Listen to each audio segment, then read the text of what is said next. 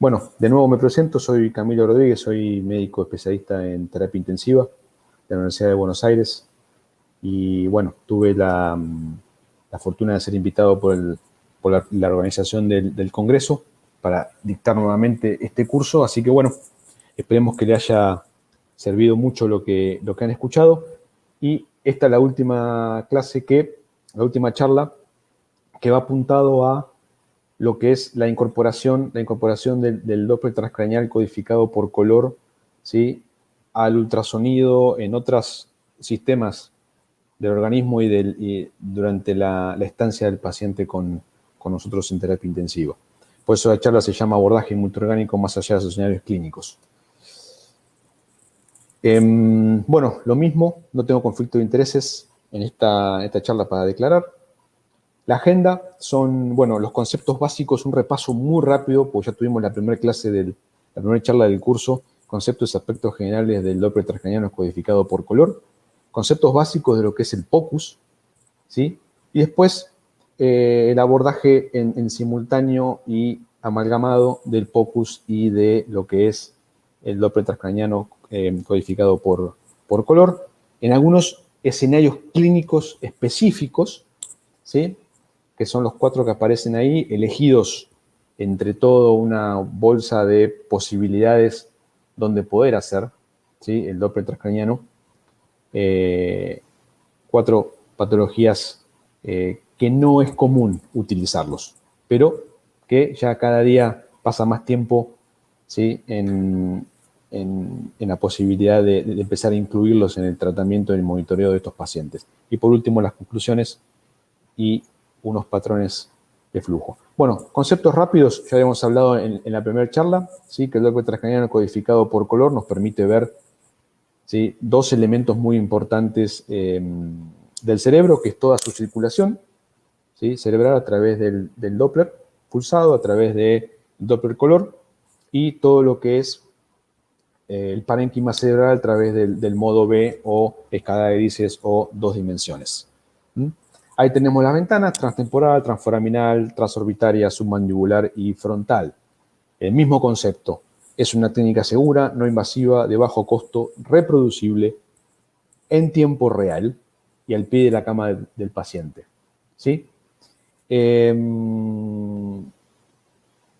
Perfecto. Bueno, lo mismo, una diapositiva muy parecida a la otra charla, que nos permite hacer la medición de la velocidad de flujo sanguíneo cerebral. ¿Son importantes? Sí, importantísimas. La velocidad sistólica, diastólica y la velocidad media en el tiempo. Los índices derivados de esas velocidades, sí, el índice de Lindergaard para diferenciar entre lo que es vasospasmo y hiperemia, el índice de Lindergaard modificado en la circulación posterior, el índice de pulsatilidad, que les podemos saber su utilidad, el índice de resistencia. Bueno, todos índices que son resultado de cocientes entre las diferentes velocidades que medimos. La morfología de la onda espectral. A veces nos hace mucho hincapié en esto y uno se enfoca cuando empieza solamente en el número de la velocidad, en cuánta velocidad tiene, si tiene más de 120, si tiene más de 160, si tiene más de 200, para tratar de definir algo. Y muchas veces la morfología, sin leer el número, la morfología de la onda me está diciendo que algo está pasando en ese cerebro. O están las condiciones normales, o algo cambió, o algo está pasando, ¿sí?, en ese cerebro. Por eso es tan importante, y hago hincapié en las tendencias de las mediciones. Que yo pueda tener posibilidad de comparar una medición con otra, no quedarme y casarme con un valor absoluto. Parénquima cerebral, ya dijimos, cualquier colección intra o extraaxial, sobre todo supratentorial, es mucho más sencillo que infratentorial, poder diagnosticarlas y poder seguirlas en el tiempo. Y el diámetro de la vaina del nervio óptico. Puse la sigla en inglés nuevamente para que así es como lo van a encontrar en la literatura. Tener las consideraciones por parte del paciente, porque todas esas condiciones que uno va a tener en cuenta son condiciones que pueden de alguna manera condicionar las mediciones posteriores, ¿sí? Y siempre tener en cuenta que debo medir, debo monitorizar en el tiempo, ¿sí? Y eso me va a permitir tomar decisiones y tratar al paciente. Entremos en el segundo punto, que es el POCUS, que es el concepto nuevo, no nuevo, digamos, nuevo en esta tarde de curso, ¿sí?, que lo tratamos de traer a colación para ir incorporándolo en nuestro quehacer diario. POCUS más que una sigla, más que un acrónimo, digamos, un conjunto de letras que significan algo, es más un concepto. ¿Sí? Por eso puse la definición, que es Point of Care Ultrasonography. Si uno lo trata de traducir en forma literal, es ultrasonido en el punto de cuidado. ¿Sí? ¿Qué buscamos con esto? ¿Y qué es? Ahora vamos a ver. Es responder una pregunta clínica puntual y de forma inmediata, al lado de la cama del paciente. No hecho por especialistas en imágenes, que es a quien nosotros recurrimos muchas veces, o cuando es el corazón recurrimos al cardiólogo. No lo hace ni el cardiólogo y no lo hace el especialista en imágenes, lo hacemos nosotros, al lado de la cama del paciente. Esa es la importancia de empezar a tener en mente, empezar a poner en nuestras diaria ejercicio el POCUS, ¿sí? El estetoscopio y el estetoscopio por ultrasonido, que es el POCUS. ¿Qué ventajas tiene? Que es breve. Es una evaluación buscada, rápida y enfocada en el problema. ¿Sí? Esa es la cabecera del paciente, tanto en terapia intensiva como en el servicio de emergencias. Obtengo inmediata información en tiempo real, al lado de la cama. Puedo modificar cosas en ese momento. Y vamos a ver la importancia. A través de eso puedo resolver la pregunta clínica que yo tenía, la inquietud que yo tenía del paciente. Por ejemplo, este paciente, ¿cómo tenía yo la función ventricular izquierda de este paciente? ¿Por qué tengo estas velocidades en el cerebro? ¿Será que tengo será que tengo la función cardíaca izquierda adecuada? ¿Será que tengo la función cardíaca derecha adecuada? Bueno, pregunto, contesto y resuelvo. ¿Me guía para procedimientos invasivos? Perfecto. Hoy ya es casi un estándar y un gol estándar usar el ultrasonido para lo que es la colocación de accesos venosos o arteriales, por ejemplo. ¿Sí? Y obviamente el monitoreo y el seguimiento del paciente y ver la evolución clínica del paciente, analizar hacia atrás, analizar hacia adelante, tomar decisiones en el medio y ver cómo responde. Salió un artículo muy bueno en este año, ¿sí? Hablando sobre justamente el POCUS, y habla justamente de todas estas cuestiones que estábamos hablando recién, ¿sí? El apoyo a procedimientos, mayor seguridad para el paciente, menos morbilidad, más efectividad en la colocación, menos punciones, monitoreos 24 por 365. Si yo tengo un ecógrafo en la terapia intensiva, ¿sí? Yo puedo tener a ese paciente, puedo utilizarlo las 24 horas durante los 7 días a la semana, durante 365 días del año. Y esa es la idea, empezar a incorporarlo en nuestras vidas diarias. ¿Cambios en las decisiones clínicas? Sí. Este artículo ha demostrado que el uso del POCUS, el uso del ultrasonido a la cabecera del paciente ha ayudado a confirmar más del 50% de diagnósticos y ha ayudado a tratar de cambiar más del 23% de esos diagnósticos que inicialmente estaban erróneos. ¿Qué me ayuda? A obtener información, a interpretarla. Saber de lo que estoy recibiendo del estudio, integrarlo a la parte clínica del paciente y a otras recabadas de información y obviamente tomar una decisión de forma inmediata. Y obviamente tener un enfoque multisistémico, no quedarme con el problema. Muchas veces uno se queda en hacer el Doppler transcraniano, pero se olvida que el Doppler transcraniano, el cerebro es un órgano dentro, ¿sí?, de un paciente, que además tiene un corazón, que además tiene un pulmón, que además tiene vasos sanguíneos, que además tiene un montón de otras cosas que pueden, ¿sí?, interferir directamente sobre nuestras mediciones, que es lo que nos aqueja el curso dentro del cerebro. Limitaciones, sí, entrenamiento inadecuado. A veces el entrenamiento inadecuado puede hacer que las decisiones o lo que estemos viendo sea inadecuado, que pueda haber falsos positivos y que pueda haber potenciales falsos negativos. Resuelve rendimiento y retardo. Dejo de decirle, bueno, voy a llamar al imagenólogo, voy a llamar al cardiólogo, voy a esperar que venga el técnico, que me haga el estudio y después que se lleven toda la información, la procesen y horas después, con suerte, si no son días, me regrese la información. Mejoro el rendimiento y retardo. En el retardo de tener un resultado, de tener una respuesta. La interpretación retardada, la interpreto yo, con mi equipo de trabajo. ¿Puedo echarle mano al especialista? Sí, perfecto. pero yo ya tengo algo preliminar como para empezar a tomar decisiones en el paciente crítico. Trato de resolver la comunicación retardada, esas horas o días que tardo entre que el imagenólogo que vino hace un rato de favor o el cardiólogo que vino a regañadientes me diga lo que el resultado, ¿sí? Y obviamente es costos en salud. Menos horas cardiólogo, menos horas imagenólogo. Más horas intensivista, pero bueno. Aspectos generales, seguimos, lo mismo.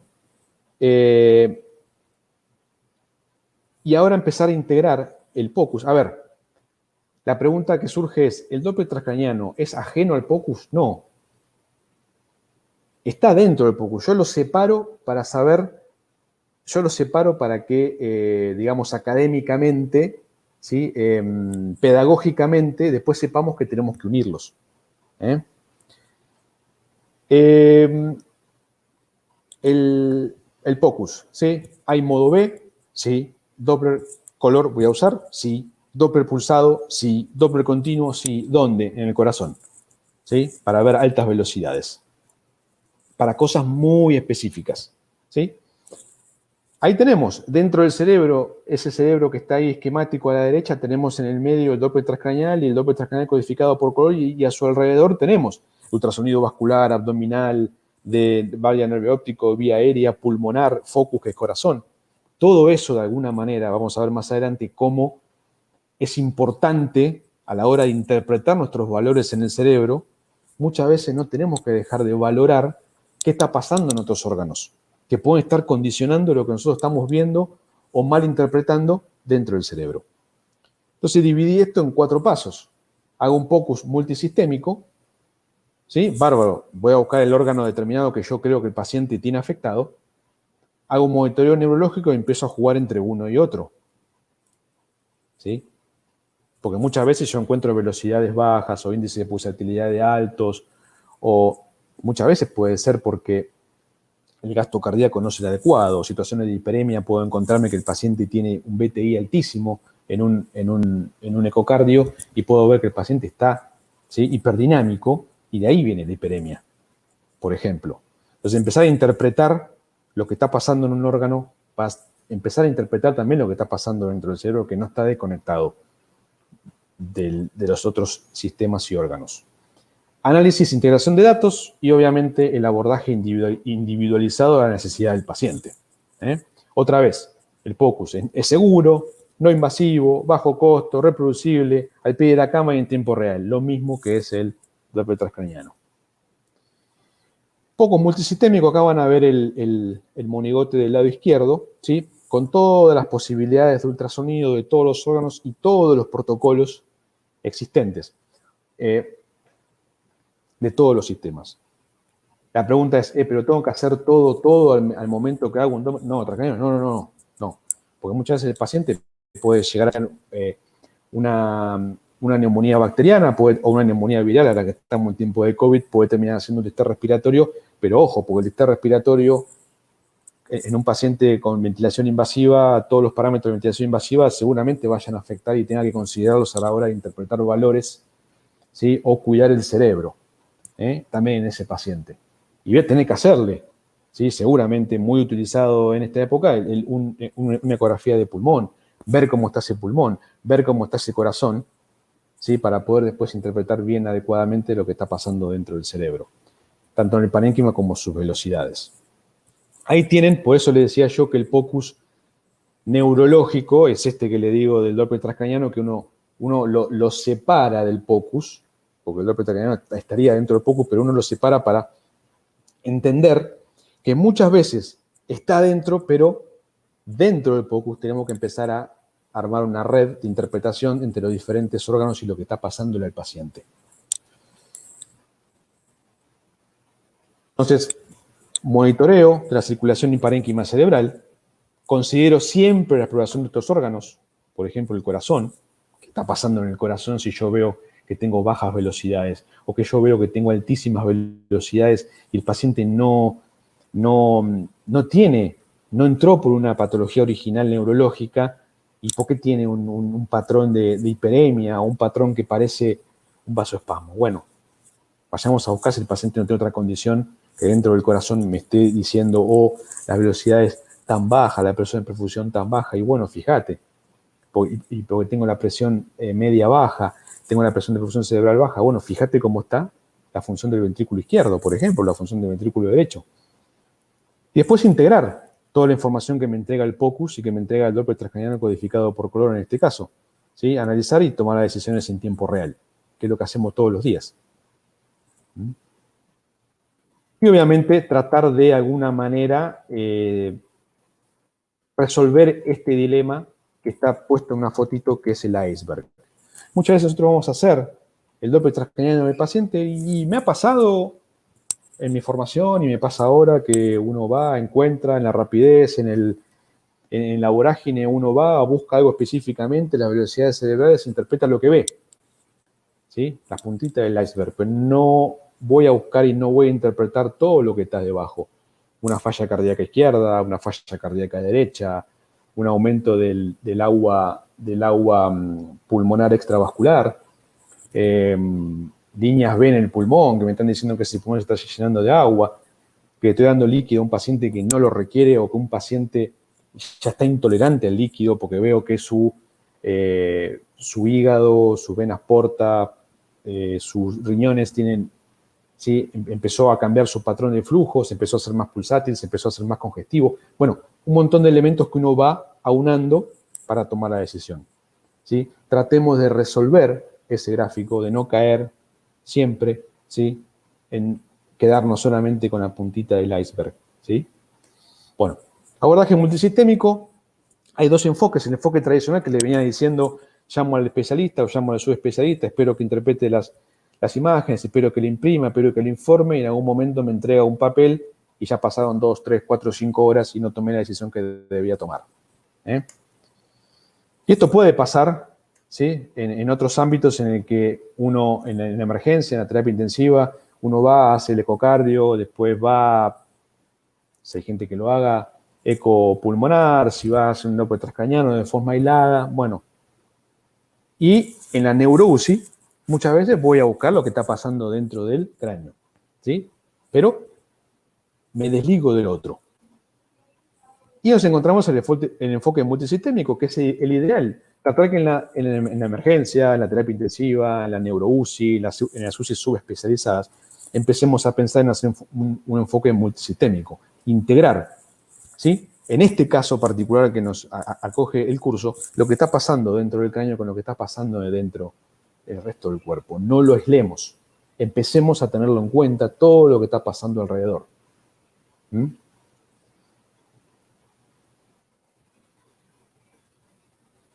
Mismo que decíamos antes. El enfoque tradicional, solicitud por médico tratante. Realización del estudio e interpretación diferida. Eso es lo que queremos evitar. Nosotros, médicos tratantes, dentro de la urgencia, dentro de la terapia intensiva, dentro de una terapia intensiva neurológica, ¿sí? Aplicamos el enfoque multisistémico y nosotros tomamos las decisiones. Muchas veces puede haber situaciones que nos superen y querramos confirmarlo. Bueno, ya querer confirmar algo muy específico ya es algo del especialista o del subespecialista, del imagenólogo, del cardiólogo en este caso. ¿Sí? Y hace falta acá aclarar que esto es un método diagnóstico y de monitoreo y de seguimiento complementario. ¿Sí? Esto no reemplaza absolutamente nada. Si el paciente necesita una tomografía de cerebro, la necesita. ¿Sí? Por ejemplo. Bueno, esto es un poco un estudio que salió en el 2021, un poco este año, un poco más o menos resumiendo que hicieron los americanos, nefrólogos americanos, hablando justo de este tema del enfoque multisistémico.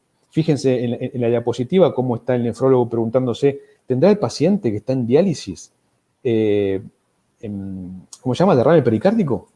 Bueno, y ahí empezó el circuito hacia la derecha, en naranja y en amarillo, del técnico haciendo el escáner, cuando puede venir, primero la petición, primero la indicación, primero moverse todo logísticamente para encontrar al técnico o al subespecialista, que después los va a reportar, lo va a interpretar, y few days, dice ahí, algunos días después, o en el mejor de los casos, algunas horas después, tenemos, ¿sí?, los datos específicos para tomar una decisión y un manejo específico.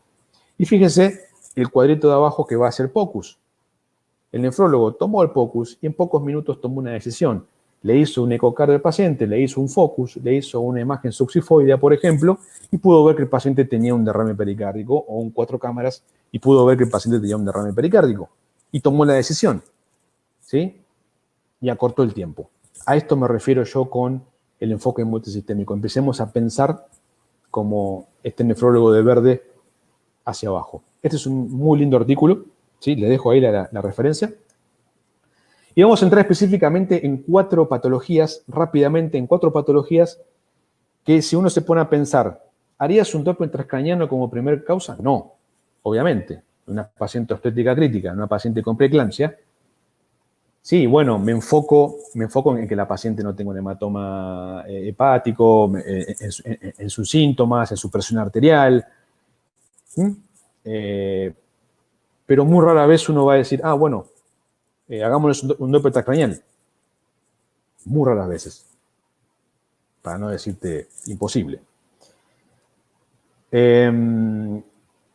Entrando en esto nos va a servir para todo lo que viene después. Esto es un breve resumen de la importancia que nos genera a nosotros cuando atendemos pacientes, ya sean neurocríticos o no, en este caso particular, la presión de perfusión cerebral. Todos los órganos tienen una presión de perfusión, ¿sí?, que está ligada a la presión arterial media, ¿sí?, que llega al órgano, y todas las impedancias que tiene el órgano, ¿sí?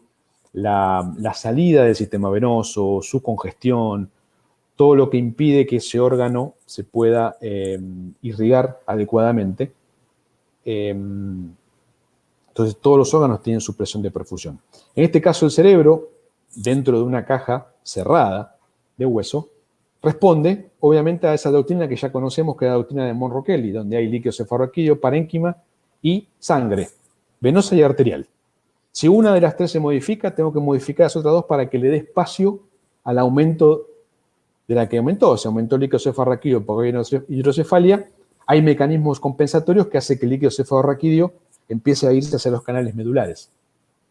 Y más o menos el parénquima pueda acomodarse y el volumen sanguíneo pueda acomodarse.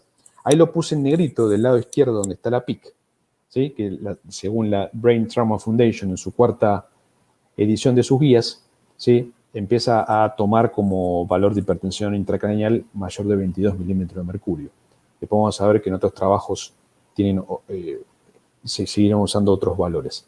Nada, arterial, la presión arterial es mayor que la presión venosa, en negro. La presión venosa es mayor que la presión que hay en los sistemas ventriculares y cisternas, ¿sí?, y estos son mayores que la PIC, cuando la PIC es baja. Cuando pasa alrededor es lo que está en rojo. Cuando empieza a aumentar la PIC empieza a empujar el líquido cefalorraquídeo. Empieza a comprimir los ventrículos, el líquido cefalorraquídeo se empiezan a exprimir y se empiezan esos canales medulares. Esta presión también lo que va a hacer es exprimir el sistema venoso, para que el sistema venoso saque sangre venosa y pueda mandarla al corazón derecho a través de los senos durales y las venas. Y si esto continúa, va a comprometer el componente arterial. Si comprometemos el componente arterial, comprometemos el componente venoso, puede haber territorios de isquemia, territorios de infarto y edema cerebral, como ya conocemos, citotóxico, vasogénico. Pero esa, por ejemplo, presión de perfusión cerebral va a depender de la presión arterial media del lado derecho y la PIC del lado izquierdo. El valor normal que nosotros manejamos es entre 50 y 150 milímetros de mercurio. Cualquier variación que haya entre ese valor en un cerebro normal sin patología y en un paciente normal sin patología crítica es donde empieza a jugar la autorregulación cerebral, que es lo que está en el medio. ¿Sí? Trata de mantener la presión de perfusión en esos valores. Y ahí es donde entra en acción el Doppler transcraniano y el POCUS. Porque si yo tengo que tener una PAM arriba de 65, estaría bueno ver el ultrasonido del corazón, el ultrasonido del pulmón, ese paciente está ventilado, ¿sí? Incorporar el POCUS al Doppler transcraniano para empezar a tomar decisiones como cómo afecta una a otra.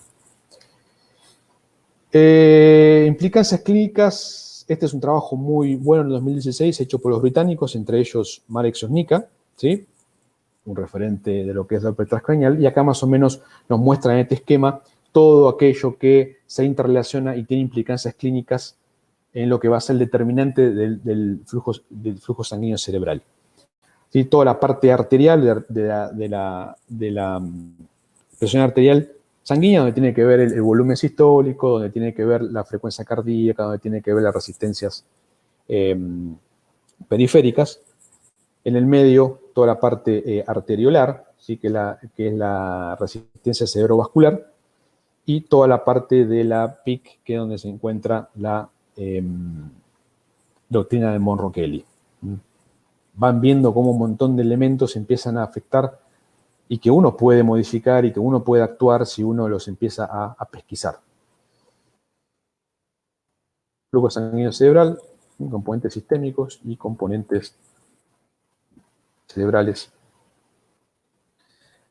El embarazo, la fisiología, rápidamente dentro del cerebro, el flujo sanguíneo cerebral, como el flujo a muchos órganos durante el embarazo normal, ¿sí? Aumentan. ¿Qué pasa en el cerebro? La barrera hematoencefálica generalmente se mantiene, en un embarazo normal, se mantiene indemne, porque hay mecanismos compensadores que hacen que la barrera hematoencefálica se mantenga indemne y ese cerebro esté un poco independizado de lo que está pasando a nivel sistémico. El flujo sanguíneo cerebral aumenta cerca de un 10%. ¿Cómo responde el cerebro a esto? Bueno, el cerebro trata de cuidarse de esos cambios de volumen, porque imagínense si yo abro las compuertas, ¿sí? En un sistema de autorregulación, si yo abro las compuertas de decir, bueno, o meto mucho volumen en el cerebro o me quedo en situaciones de isquemia, no, lo que hace la paciente embarazada es agrandar los rangos, ¿sí? Irse hacia los extremos del rango de la autorregulación cerebral, como dice la curva celeste, ¿sí? De este gráfico. Cómo se corre con respecto a otro para tener un margen de seguridad, ¿sí? Ante situaciones de caída del flujo o ante situaciones, por ejemplo, hipotensiones, que pueden ser a través de una hemorragia posparto, una hemorragia intraparto, lo que sea, ¿sí? Tiene un delta de protección, por lo menos de 10 a 20 milímetros de mercurio hacia abajo y hacia arriba. Las variaciones, el volumen de flujo sanguíneo cerebral, el índice de pulsatilidad, muchas veces con la autorregulación sostenida, con la autorregulación preservada, generalmente los valores del índice de pulsatilidad y de la velocidad de flujo sanguíneo cerebral tienden a ser durante el embarazo, a ser altas al principio y empezar a bajar hasta el puerperio, donde se empiezan a recuperar. ¿Por qué empiezan a bajar? Porque tiene una excelente autorregulación que el cerebro empieza a manejar los valores dentro de rangos normales. Ahí tenemos un espectro de flujo, la presión sistólica, la presión diastólica, la presión media, ¿sí? Que es la envolvente en el tiempo, una PPC normal. Ahora, cuando la autorregulación cerebral empieza a perderse, obviamente las velocidades de flujo también van a verse afectadas, el IP se va a ver afectado y la presión de perfusión cerebral en la embarazada se va a empezar a ver afectada. El embarazo y autorregulación cerebral, brevemente, dos trabajos muy, muy buenos. Uno de los británicos hecho en el 2002 y uno de belgas e italianos, Fabio Taccone y Chiara Rova, respectivamente, en el 2019, muestran cómo uno puede medir la autorregulación cerebral rápidamente a la cabecera del enfermo y ver si esta autorregulación cerebral está preservada o no, porque las condiciones pueden cambiar si la misma no está reservada, y por eso lo que utilizan es la reacción hiperémica, ¿sí? La reacción transitoria hiperémica. Lo que hacen es, durante 10 segundos, tratar de comprimir la carótida externa, medir F1, que es antes de la compresión, F2 es durante la compresión, y F3 es cuando uno suelta. Si cuando uno deja de comprimir aumenta el 10% y vuelve a su estado basal, eso significa que ante la situación de hiperemia, al dejar de comprimir, la velocidad aumenta, pero rápidamente vuelve a su estado normal por la autorregulación. Hablamos de una autorregulación conservada. Manifestaciones en el sistema nervioso central, rápidamente, ¿sí? En la obstetricia, acá le dejo las referencias. Un libro salido en 2021 por los italianos Citeri y Rova, y nuestro libro que está a punto de ser publicado por muchos autores, entre ellos, bueno, mi persona, de Colombia, el doctor Mejía y otros profesionales del mundo, para que lo tengan como referencia cuando tenga. Bueno, rápidamente, el paciente obstétrica puede tener compromiso cerebral, con un incremento en la morbilidad y hasta un 20% del aumento de la mortalidad.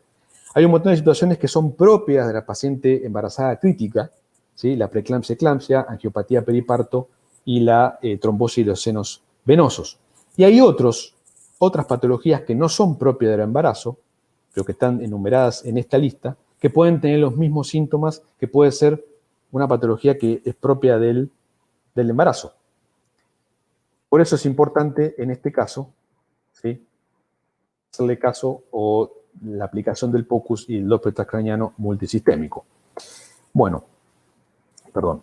¿Qué es lo que se busca con esto? Bueno, optimizar la presión de perfusión cerebral, buscar esta relación entre lo que es la medición de los flujos, la medición del parénquima, el POCUS, abordaje multisistémico por ultrasonido y tratar de, diagnosticando esto y resolviendo esto, buscar la mejor presión de perfusión cerebral del paciente. ¿Cómo es la dinámica? Bueno, ante signos y síntomas neurológicos, cefalea, déficit neurológico focal, que puede pasar, convulsiones, cambios en el nivel de Glasgow. Primero la historia clínica, examen físico, laboratorio, contexto clínico. Después puedo ir al Doppler transcraniano modificado por color, tanto en su modo 2 dimensiones como en su modo de Doppler. Buscar información, ver la observación cerebral, ver POCUS y a buscar directamente las complicaciones que puedan tener asociadas al parto o al embarazo, integrar la información y obviamente interpretar y tomar la conducta. Como le decía antes, las velocidades de flujos y el IP a medida que el paciente va aumentando en su semana de gestación van en tendencia hacia la baja, con una predisposición de que el flujo se dirige hacia zonas posteriores. Por eso en las regiones posteriores las velocidades son un poquito más altas, la presión de perfusión es un poquito más alta. Y bueno, situaciones que pongan a la embarazada de hipoperfusión, como por ejemplo el vasoespasmo en una angiopatía periparto, por ejemplo, o una preeclampsia o eclampsia, una preeclampsia generalmente.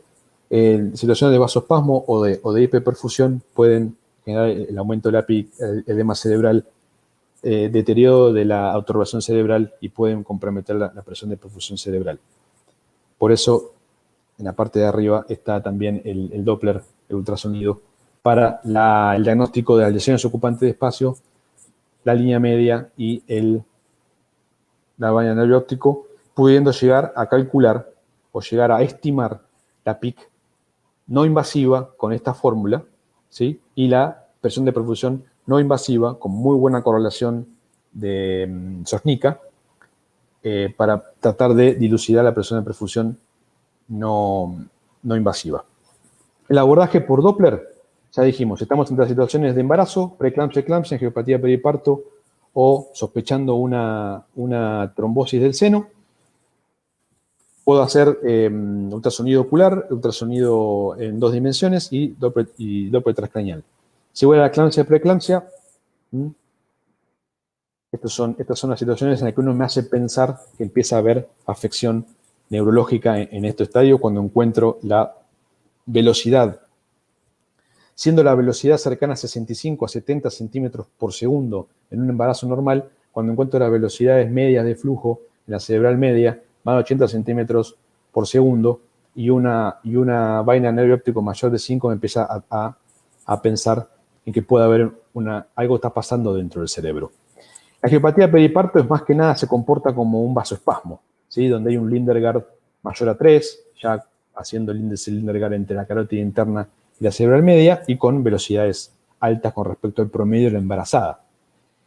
Y en cuanto a lo que es la trombosis del seno, puedo pasar dos cosas. Una, papiledema en el ultrasonido ocular, y puedo encontrarme directamente alteraciones en el flujo venoso, ya sea caídas en el flujo o aceleración.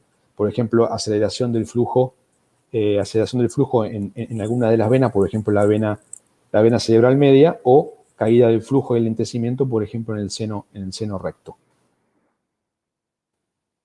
Bueno, con las patologías que no tienen que ver con el embarazo, pero que pueden afectar el cerebro también dentro del embarazo, bueno, puede surgir complicaciones que uno tiene que tener y que puede detectar por el Doppler en ambas situaciones. ¿Sí? La caída de la velocidad media por debajo de 30, la caída de velocidad diastólica por debajo de 20, ambas, me están hablando de hipoperfusión cerebral, el IP arriba de 1.4 tiene que llamar la atención, la desviación de la línea media por arriba de 6, de 0, tiene que llamar la atención, y la presencia de hematomas, y algo también muy importante en la ecografía ocular, que también la vamos a ver, que ya la hayamos visto, es el reflejo pupilar, ¿sí? por ultrasonido. Acuérdense, ¿sí? de este gráfico, prestad atención, siempre el POCUS, ¿sí? Prestad atención, ahí está el repaso de la técnica, las ventanas, que esto lo voy a pasar rápido porque esto ya lo vimos, las ventanas, ¿sí? ¿Por qué vamos a buscar la cerebral media?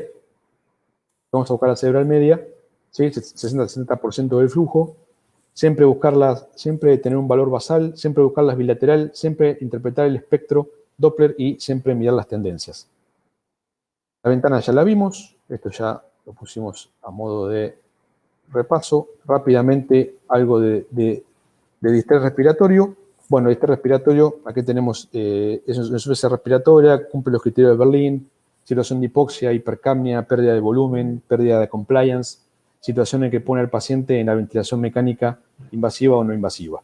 ¿Sí? Y todos estos parámetros aquí en marrón que uno tiene que monitorizar. ¿Qué vamos a ir a buscar? Bueno, esto rápidamente por cuestión de tiempo, esto no es nada más y nada menos que un trabajo muy bueno hecho en el 2020 por el equipo de Mario Meng y Elisa Estensoro, ¿sí? De lo que uno tiene que soporte ventilatorio de aquello vigente, de aquello que está en desarrollo, que uno tiene que monitorizar como el paciente con distrés, las recomendaciones, básicamente. Después hay otras recomendaciones de un consenso europeo, ¿sí? Hecho sobre estas patologías, hemorragia cerebroidea, hemorragia intracerebral, stroke y trauma de cráneo, que son las recomendaciones que hacen específicamente cuando el paciente tiene lesión cerebral aguda.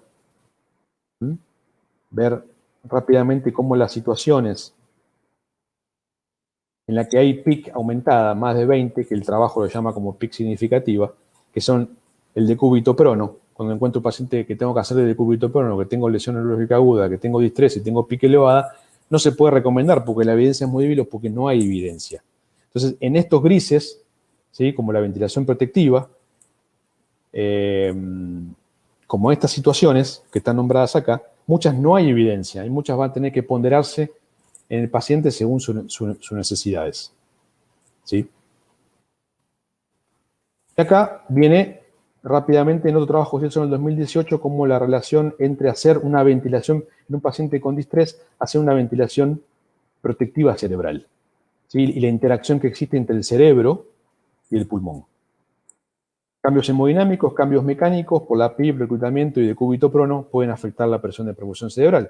Sí, perfecto. Entonces nosotros a veces nos encontramos en esta dicotomía entre un cerebro lesionado, un paciente inclusive distresado y empezamos a ver el conflicto en la necesidad terapéutica. ¿Qué hago? ¿Le hago la ventilación protectiva? ¿No le hago ventilación protectiva? Si le hago ventilación protectiva o tengo distrés, tengo que tener altos niveles de PIB, tengo que tener hipercapnia permisiva y eso lo puedo hacer en un paciente con injuria cerebral o lo puedo hacer en otro paciente, no le va a afectar a nivel cerebral.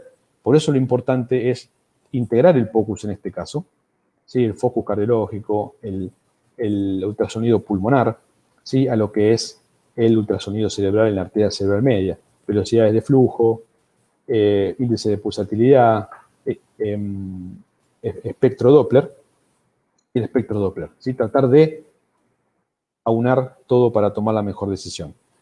Ultrasonido pulmonar, nada, le dejo las dos referencias muy importantes, muy buenas de Lichtenstein y Volpicelli, dos expertos en el campo. Ventana temporal, recordando, ya lo sabemos, ya me he pasado bastante. Este es el protocolo que lo van a encontrar en el trabajo original de cómo van regularizando la ventilación mecánica dependiendo de los valores rápidamente del índice de pulsatilidad, de la velocidad diastólicas, de los flujos venosos y del diámetro de la vaina del nervio óptico, cómo van, ¿sí? Modificando o cómo van tratando de buscar. Dentro del estrés, incluí el ECMO. Bueno, también es una imagen muy llamativa. Bueno, cómo se puede hacer POCUS y Doppler transcraniano en el paciente en ECMO. Todo lo que hay que tener en cuenta rápidamente cuando uno conecta a ECMO los niveles de CO2, ¿sí? Los niveles de CO2 puede tener vasoconstricción, isquemia y posteriormente infartos y hemorragias intracerebrales por transformación. Obviamente, no debo dejar de fijarme si hay algunos cambios o no, tanto en el POCUS cardiológico y pulmonar como las líneas medias, si hay hematomas y si hay hits, teniendo en cuenta que es muy frecuente. Los hits son las microembolias que uno detecta en el Doppler transcraniano, sobre todo en casi un 80% de los pacientes que están conectados a ECMO venoarterial. Sepsis, rápidamente. Sí, la disfunción neurológica por sepsis manifestada en la caída de Glasgow, manifestada en el delirium. Sí, cómo es útil el Doppler transcraniano a través de dos elementos, que es el IP y el índice, ¿cómo se llama? Índice de Mean Flow Index. Estos son dos trabajos muy importantes. El trabajo de Pierracos, que utiliza el índice de pulsatilidad, ¿sí? Para determinar en el tiempo día 1 y día 3 cómo el paciente va haciendo cambios en el IP cuando empieza a presentar CAMI-Q positivos, ¿sí? Con confusiones y delirio, y empieza a aparecer el IP aumentado como subrogante de una encefalopatía asociada a sepsis. Acá tienen los valores, día 1 y día 2, como las velocidades entre el paciente que tiene el punto de corte 1.3 de índice de pulsatilidad, como las velocidades son cuando tienen menor de 1.3 y cómo caen las velocidades cuando tienen mayor a 1.3, ¿sí? Como subrogante de esto. Ese es un parámetro estático. Este parámetro dinámico, para evaluar en este caso del paciente, bueno, nada. Utilizan el Mean Flow Index, ¿sí? Que es la combinación entre la presión arterial, el volumen, las velocidades de flujo sanguíneo ante los cambios de presión de forma invasiva con el Doppler transcraniano y medir la autorregulación cerebral. Y encontraron que en los pacientes con sepsis más del 50% presentaban un deterioro de la autorregulación cerebral manifestada por un Mean Flow Index mayor a 0.3. Cuanto más positivo es el índice, más cercano está a que la relación entre la PAM y las velocidades estén acopladas. O sea que las velocidades de flujo van a depender directamente de la presión arterial. Cuanto más negativo es, se hacen independientes, con lo cual me da a entender que la autorregulación cerebral está adecuada. Rápidamente, un estudio piloto que se hizo con autores argentinos en este tipo de patologías que están ahí marcadas, buscaron utilizar a través de rápidamente lo que se usa a nivel del ATLS a partir de ATLS quisieron aplicar en este protocolo, en el tipo de pacientes, una reanimación no solamente cardiovascular, sino una reanimación cerebral, ¿sí? Con una revisión primaria, ¿sí? A través de identificar situaciones A, B, C, D y E. En este caso, después de haber hecho la reanimación A, B, C y D, dentro del D, tratar de incorporar el Doppler transcraniano para lo que es una reanimación hemodinámica del cerebro y mejorar su presión de perfusión. Y surge el protocolo RECUS, resucitación cerebro-cardiovascular guiada por ultrasonido, en el que inicialmente en el D, Doppler transcraniano, y separan en dos parámetros básicamente, que es el índice de pulsatilidad y la velocidad diastólica. Menor de 20, índice de pulsatilidad de 1.4 son el corte. Así que, bueno, nada. Ahí siguen el protocolo. Si eso no se modifica, buscan aumentar la presión arterial media cada 10 milímetros de mercurio, sea con fluidos si es tolerante, o ya sea con vasopresores, para tratar de optimizar la presión arterial media. En caso de que esto ya esté agotado, empiezan a buscar medidas antiedema cerebral, con la optimización del sodio plasmático y el uso de manitol. Hay situaciones que los pacientes responden, mejoran su presión de perfusión, mejoran sus velocidades, mejoran su IP, responden bien y se recuperan. Aquel paciente que es no respondedor es el paciente que tiene 100% de mortalidad. Estos son los mismos patrones de flujo que en la primera clase que dimos. No se olviden de evidenciar las velocidades, ver que la escala esté adecuada, si es un patrón de alta resistencia o baja resistencia, como una medición rápida cualitativa, la muesca de traductor, patrón normal, patrón de vasoespasmo, y los cambios de las velocidades a medida que las resistencias van aumentando, las velocidades diastólicas empiezan a caer, ¿sí? Hasta que el paciente entra en espigas sistólicas, que es paro circulatorio. Esas imágenes, grabarlas en la retina. Conclusiones, el POCUS es una herramienta invaluable para la toma de decisiones terapéuticas al lado de la cama del paciente. Tener siempre un orden y ser sistemático en la valoración del POCUS, ser ordenado para que nada se escape. Realizar el Doppler transcraniano debe ser incorporado, debe ir acompañado de un POCUS y considerando el contexto clínico del paciente para una correcta interpretación de los datos. Los valores absolutos son importantes, pero una evaluación cualitativa rápida del espectro durante la evaluación por TCD puede orientarnos en lo que está pasando en el cerebro. La variación POCUS y el Doppler transcraniano codificado por color, los valores absolutos son importantes, pero las tendencias también. Así que bueno, muchas gracias, les dejo mi correo y me he extendido mucho. Así que muchas gracias por la atención.